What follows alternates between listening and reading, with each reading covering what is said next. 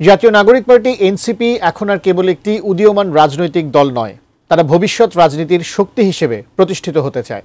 বুধবার জয়পুরহাটে এক সংবাদ সম্মেলনে দলের উত্তরাঞ্চলীয় মুখ্য সংগঠক সার্জিস আলম এমন মন্তব্য করেন। বলেন, আমরাই ঠিক করব কারা যাবে সংসদে। তার এই মন্তব্যকে ঘিরে রাজনীতির মাঠে আবারও শুরু হয়েছে আলোচনা। দলটির নেতাদের এমন মন্তব্য আসন্ন নির্বাচনে ঠিক কতটা প্রভাব ফেলবে, এই নিয়ে বিস্তারিত জানাচ্ছেন সাদিয়া সিদ্দিকা। আগামী সংসদে কারা যাবে তার নির্ধারকের ভূমিকায় থাকবে এনসিপি।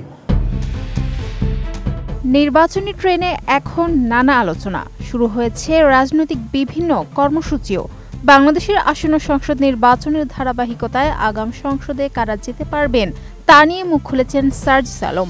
তিনি বলেন, আগামী সংসদে কারা যাবে তা নির্ধারণ করবে এনসিপি। এই সময় তিনি আগামী নির্বাচনের প্রতীক নিয়েও কথা বলেন। যখন আইনগতভাবে শাপলা পেতে এনসিপির কোনো বাধা নেই, তখন নির্বাচন কমিশন যদি কোনো বাধায় তারা ভীত হয়ে বা কোনো কিছুর পিছু টানে আমাদের সাথে এই স্বেচ্ছাচারিতা করে, আমরা মনে করি নির্বাচন কমিশন আগামীর বাংলাদেশে একটা নির্বাচন করার তার যে প্রাতিষ্ঠানিক গ্রহণযোগ্যতা সেটা হারিয়ে ফেলে।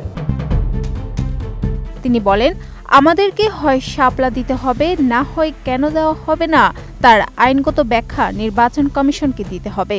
সার্জিস স্পষ্ট করে বলেন, এনসিপির প্রতীক শাপলা নিয়ে নির্বাচন কমিশনের কোনো স্বেচ্ছাচারিতা তারা মেনে নেবে না। আইনগতভাবে আমাদের প্রতীকে কোনো বাধা নেই।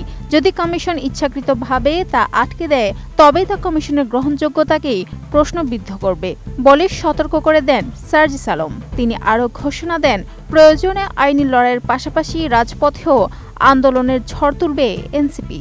সকল ধরনের অপকর্মের বিরুদ্ধে রুখে দাঁড়ানোর মতো গার্ডস দেখাবে। এই সামগ্রিক বিষয়গুলোতে যাদের কমিটমেন্ট থাকবে, এনসিপি যদি মনে করে যে তারা এই কমিটমেন্টটা রাখার মতো দিয়েছে, তাদের সাথে ইলেকট্রাল অ্যালায়েন্স হতে পারে। RICL TMX, যুগের পর যুগ স্থাপনা থাকে মজবুত। দলের অবস্থান পরিষ্কার, তারা ক্ষমতা নয় জনগণের আকাঙ্ক্ষার রাজনীতি চায়। সার্জিস আলম বলেন, আমরা কোনো দলীয় সুবিধা চাইনি। যে বিষয়ে ঐকমত্য হয়েছে তার বাস্তবায়ন চাই, নিশ্চয়তা চাই। তিনি জানান, জুলাই সনদে জনগণের প্রত্যাশার যে প্রতিশ্রুতি দেওয়া হয়েছে তার আইনি ভিত্তি ও রোডম্যাপ না দেখলে এনসিপি কোনো দায়সারা চুক্তিতে নামবে না। আমরা শুধুমাত্র নির্বাচনে যাব, কয়েকটা আসন পাবো, এটাকে সামনে রেখে আমরা ওই সনদে স্বাক্ষর করতে পারি না, কারণ এটা জনগণের আকাঙ্ক্ষার বিপরীতে। ইলেকটোরাল অ্যালায়েন্স প্রসঙ্গে তিনি জানান, এখন পর্যন্ত এনসিপি কারোর সঙ্গে জোট গঠনের সিদ্ধান্ত নেয়নি। যদি কোনো দল জুলাই সনদের প্রতিটি বিষয়ের প্রতি আন্তরিক থাকে, জনগণের প্রত্যাশা পূরণের প্রতিশ্রুতিবদ্ধ থাকে এবং বিচার বহির্ভূত হত্যাকাণ্ড বা গুমের বিরুদ্ধে অবস্থান নেয়, তবে তারা বিবেচনা করবে বলেও জানান তিনি। অন্যথায় এনসিপি নিজস্ব পরিচয়ে ও প্রতীক নির্বাচনে অংশ নেবে। এনসিপি তাদের জায়গা থেকে আগামীর বাংলাদেশে জনগণের স্বার্থকে সবার আগে প্রাধান্য দিয়ে পলিটিক্স করবে। অন্যদিকে একই দিনে সকালে নির্বাচন প্রশিক্ষণ ইনস্টিটিউশনে ইউএনওদের প্রশিক্ষণ কর্মসূচি উদ্বোধনকালে প্রধান নির্বাচন commissioner CEC AM Nasir Uddin কঠোর বার্তা দিয়ে বলেন, ইসি কোনো প্রেশার বা অন্যায় চাপের কাছে নতি স্বীকার করবেন না। আমরা আপনাদের কোনো অন্যায় আদেশ দেব না, কোনো অন্যায় হুকুম দেব না। সব নির্দেশনা আইন অনুযায়ী যাবে আর আপনারা সেটি সেভাবেই পালন করবেন।